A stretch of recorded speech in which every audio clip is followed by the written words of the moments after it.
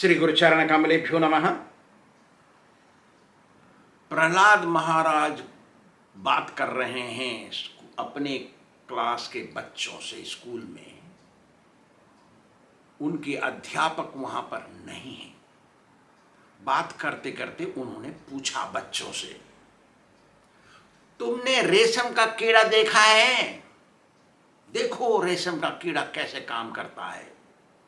अपने मुंह से लार निकालता है और वो सूत बन जाता है और फिर वो अपने को ढांकता है, बांधता है उसमें, और लार निकालने में उसको मजा आता है, उसको प्रसन्नता होती है। जितना ज्यादा लार निकालेगा उतना सूत बनेगा, सूत बनेगा तो उतना ही ज्यादा वो बंधेगा उसमें। तो लार ज्यादा निकला है तो ज्यादा बंधा, और जब बंध गया तो उसमें से निकलना मुश्किल होता है और उसी में मर जाता है वो। कोई कोई निकल जाता है। वो जो मटका मिलता है ना खादी भंडार में, वो कीड़ा निकला हुआ का बनाया है। वो अहिंसा का है। बाकी कीड़ा उसी में मर जाता है या उसको उबाल देते हैं, वो मरता है वहां। वो दूसरी दुकानों में मिलता है 2000-5000 रुपया मीटर। मटका मिलता है 500-1000, पता नहीं कितना रुपये, सस्ता मिलता है। वो मोटा होता है, ये महीन होता है। इसको बोलते हैं पाठ। 5000 रुपया मीटर भी हो सकता है। देखा है तुमने? चुप रहे बालक, उन्होंने देखा नहीं। तो बोलते हैं जैसे उस कीड़े को उस ककून में से निकलना, सूत में से निकलना मुश्किल होता है, ऐसे गृहस्थों की परिस्थिति है। उन लोगों को उस घर गृहस्थी में से निकलना मुश्किल होता है। देखो कैसे होता है। अब कीड़ा का उदाहरण दे रहे हैं वो। प्रहलाद महाराज बोलते हैं, देखो जब बच्चा पेट में रहता है तो उसका कोई नाता रिश्ता किसी से नहीं होता। जब बच्चा निकलता है, थोड़ा बड़ा हो जाता है ना, तो उसको रिश्तेदार मिलते हैं। पहले माँ, फिर पापा, पिताजी, फिर भैया, फिर बहन, फिर मामा, मामी, चाचा, काका, बाबा, ये सब मिलते हैं रिश्तेदार। थोड़ा बड़ा होता है तो मित्र भी मिलते हैं। स्कूल में मित्र बन जाते हैं बहुत, खेलने कूदने में। और थोड़ा बड़ा होता है तो लड़की ढूंढता है, शादी करता है। कहां लड़की पैदा हुई, किस घर में मालूम नहीं, लेकिन उससे शादी हो गई तो सास ससुर का संबंध होता है, साला साली का संबंध होता है। और थोड़े समय बाद बच्चे पैदा होते हैं, निकलते हैं। फिर पापा बन जाता, बेटा बेटी, फिर बाद में नाती पोती, नाती नातनी, ऐसा। और फिर बिजनेस करता है तो मित्र दोस्त बनते हैं, वहां बिजनेस संबंधी बन जाते हैं। इतना रिश्ता होता है। जितना रिश्ता करता है उतना मजा आता है उसको, उतना नाम होता है। तो मजा है ना, प्रसन्नता। जैसे ककून को लार निकालने में मजा आता है और वो बंधता है उसी में, ऐसे ही गृहस्थ है, उसको मजा आता है। इतना रिश्तेदार है मेरे, इतना बड़ा आदमी हूं मैं, और वो बंध गया उसी में। उसमें से निकलना मुश्किल, निकल नहीं सकता। ये गृहस्थ रूपी जाल में, मोह माया में फंस करके वो यही सोचता है यही मेरा आनंद है। उसमें से निकलना असंभव है। मुझे प्रचार करते करते 49 वर्ष हो गए। अभी इस समय 49 से ज्यादा हो गए, कुछ महीने। तो मेरे को मिला नहीं कोई गृहस्थी जो छोड़ दे गृहस्थ को, आ जाए भक्ति मार्ग में। केवल भगवान ही निकाल सकते हैं, कोई बिरला। जैसे ककून कोई कोई अपने आप निकल सकता है, कहीं छेद रह जाता है। तो ऐसे ही कोई निकलते, जैसे मेरे गुरुजी निकल गए, वो भी गृहस्थी थे पहले, निकल गए। पत्नी को छोड़ा, बच्चों को छोड़ा, सबको छोड़ के आ गए वृंदावन। हरि बोल। तो अत्यंत कठिन है छोड़ना, त्याग करना असंभव है। सांसारिक वस्तुएं, इंद्रिय सुख की वस्तुएं अपनी ओर खींचती हैं। घर में रहकर इंद्रिय सुख भोगता है, वो भोग भोग भोग भोग भोग भोग करके, और इंद्रिय सुखों को ही पति पत्नी को अपना मान बैठ के इसी को सर्वस्व मानता है। यही कुछ है, सब कुछ यही है मेरा, और इससे कभी तृप्ति नहीं होती, मतलब पेट नहीं भरता, मन नहीं भरता इससे। न जात काम कामानाम उपभोगे न साम्यति, कह दिया ना पहले, कभी नहीं तृप्त होता हो, कभी इसका मन नहीं भरता इससे। यदि कोई आए कहे चलो तीर्थ घूम के आते हैं, चलो वृंदावन में स्वामी जी हैं, वहां आश्रम में रहेंगे कुछ दिन, वहां जप करेंगे, माला करेंगे, थोड़ा चलते हैं, कुछ दिन छुट्टी लेते हैं अपने घर से। आता है कोई कहने के लिए, वो रेडी नहीं होता, वो नहीं चाहता वो जान। कोई मित्र की समझ में आ गया चलो स्वामी जी आए, 2-4-6 दिन रहे आए आश्रम में, वो नहीं चाहता, और फिर वो ढूंढता है क्या बोल दें इसको तो ये चला जाए हमारे यहां से, बोलता है वो।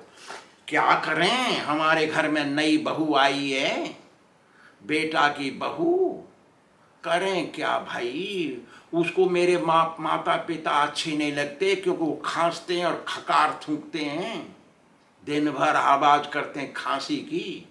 वो कह रही है मैं नहीं करती इनकी सेवा, तो मुझे तो घर में रहना पड़ेगा, मेरा बेटा बहुत बिजी है मेरे बिजनेस में, तो मुझे रहना पड़ेगा। मैंने सुना है पंडितों से माता पिता की सेवा करना ही सबसे बड़ा तीर्थ है, घर में माता पिता हो तो चलते फिरते वो तीर्थ हैं। भैया मैं तो यहीं रहूंगा, यहीं करूंगा उनकी सेवा, मेरी बहू नहीं चाहती उनकी सेवा करें। देखा क्या बोल रहा है वो, कोई मूर्ख पंडित मिला उसको, कह दिया माता पिता की सेवा करना सबसे श्रेष्ठ है। कहां शास्त्र में लिखा है? देखिए शास्त्र में लिखा है 50 वनम व्रजेत, लिख दिया शास्त्र में। 50 वर्ष हो गई तेरी उम्र, चलो रहो आश्रम में, सेवा करो, वहां भजन करो, शास्त्र कहता है। लेकिन पंडित कहता है, क्योंकि वो पंडित पैसा चाहता है, वो नहीं, वो स्वयं गुमराह हुआ है और दूसरे को गुमराह करता है, इसी को कहते हैं पंडित, कलयुग का पंडित। आसुरम कलिमाश्रित्य जायन्ते ब्रह्म योनिषु, उत्पन्न ब्राह्मण कुले बाधन्ते श्रोत्रियान कृशान, ऐसा हो गया।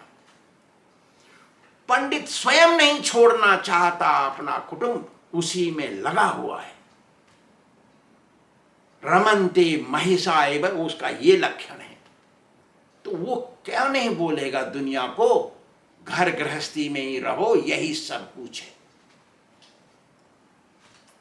ऐसा हो रखा है। तो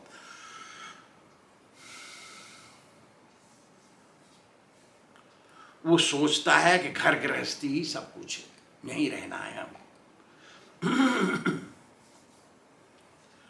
इस प्रकार वो अपने मनुष्य जीवन के लक्ष्य को खो देता है, सारी आयु बर्बाद हो जाती है उसकी, क्योंकि बिना भक्ति, मनुष्य जीवन का कर्म है भक्ति करना, इसलिए आत्मा को दिया ये मनुष्य का स्वरूप शरीर भजन करने के लिए। क्योंकि पशु तो भजन कर नहीं सकता, यदि हम भजन नहीं करें तो क्या है, फिर हम तो पशु हैं। सो भौतिकता में लगाव लगा करके सारी जिंदगी वो बर्बाद कर देता है, सारी आयु खत्म, और मर करके वो नरक जाता है। ये दैहिक दैविक भौतिक तीनों कष्टों को सहन करता रहता है, फिर भी इसे अकल नहीं आती। शरीर के रोग अंदर से आने वाले, दूसरों की तकलीफें, सर्प आ गया काट दिया, बिच्छू आ गया मच्छर ने काट दिया, मलेरिया हो गया, कोई आया लठ मार दिया, कहीं से दुश्मनी हो गई, उसने कुछ कर दिया, गड़बड़ हो गया, कोर्ट केस लग गया, कितना होता है। और फिर दैविक, धरती कंप गई, घर गिर गया, घर फट गया, धरती कंप गई, ऐसा तूफान आ गया, ऐसी गर्की आ गई, होता रहता है। इतना सहन करके भी अकल नहीं आती उसको। इतना माया में फंसा है वो, उसकी बुद्धि नहीं सुधरती। तो प्रहलाद कहते हैं, अरे राक्षस बालको, पंडितों की बात में तो कभी नहीं आना चाहिए, केवल वैष्णव की बात माननी चाहिए, जो स्वयं भजन करता है, जो सही मार्ग में चल रहा है, उसकी बात माननी चाहिए। पंडित से तो दूरी बना के रखना चाहिए, दूर से प्रणाम करके मुंह मोड़ ले। क्या कहते प्रहलाद, देखिए,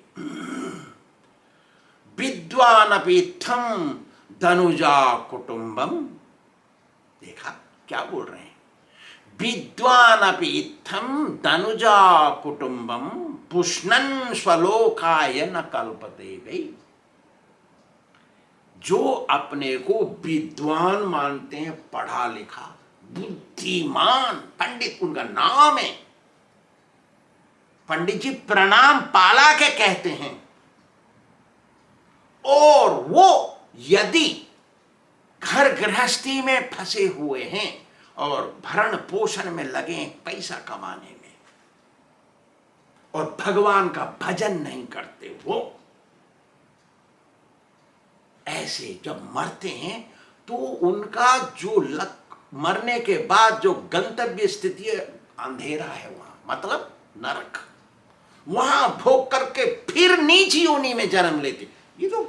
ये तो श्लोक का प्रहलाद महाराज बोल रहे हैं, ऐसी बातें नहीं बताएंगे पंडित। याद रखिए, पंडित के बहकाने में कभी नहीं आना चाहिए।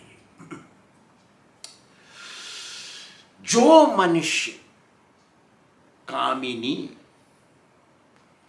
पत्नी का खिलौना बन गया है, वो क्योंकि पत्नी सहवास देती है और मीठी मीठी बातें करती है, सलाह देती है, तो उसके ऊपर विश्वास करके वो उसी के चाल पे चलता है, और पत्नी उसकी चाल पे चलती है। क्यों? वो सुख देता है उसको।